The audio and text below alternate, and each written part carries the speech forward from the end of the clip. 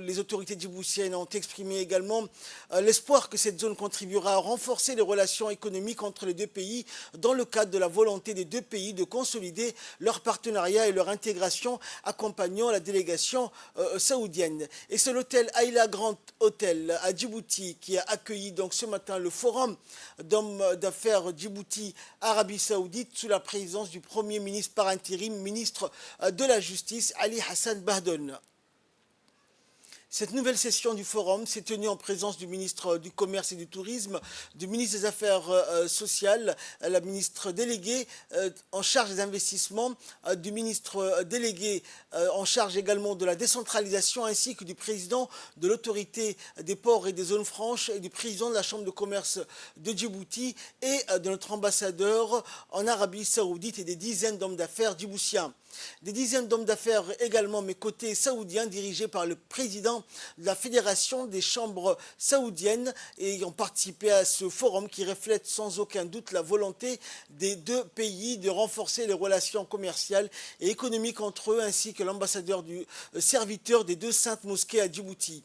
Et lors du forum, les voies et moyens de renforcer les relations fraternelles et la coopération entre Djibouti et Riyad dans le domaine prioritaire ont été discutés. Il convient de noter que le forum des affaires Djibouti-Arabie Saoudite, qui a été créé en 2017, vise à renforcer la convergence entre les secteurs privés des deux pays pour tirer parti de toutes les opportunités commerciales et industrielles ainsi que des opportunités d'investissement dans les deux pays frères, en plus de développer tous les programmes de formation tels que le transport et la technologie. Le président de la Chambre de commerce de Djibouti, Youssouf Moussadawale, a prononcé un discours soulignant le partenariat solide entre Djibouti et le Royaume d'Arabie Saoudite. C'est avec un grand honneur que je me tiens devant vous aujourd'hui pour l'ouverture du Forum des affaires Djibouti au Royaume d'Arabie Saoudite. Cet événement est bien plus qu'une simple rencontre. Il s'agit de consolider les liens solides qui unissent déjà nos deux nations, de partager une vision commune et d'explorer les innombrables opportunités d'affaires qui nous attendent.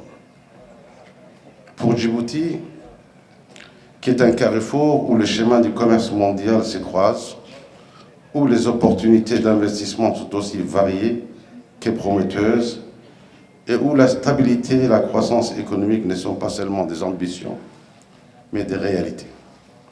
Ce carrefour, c'est Djibouti et notre chère nation, qui est dotée d'atouts exceptionnels et qui en sont un partenaire de choix pour le chef d'entreprise du Royaume de l'Arabie Saoudite.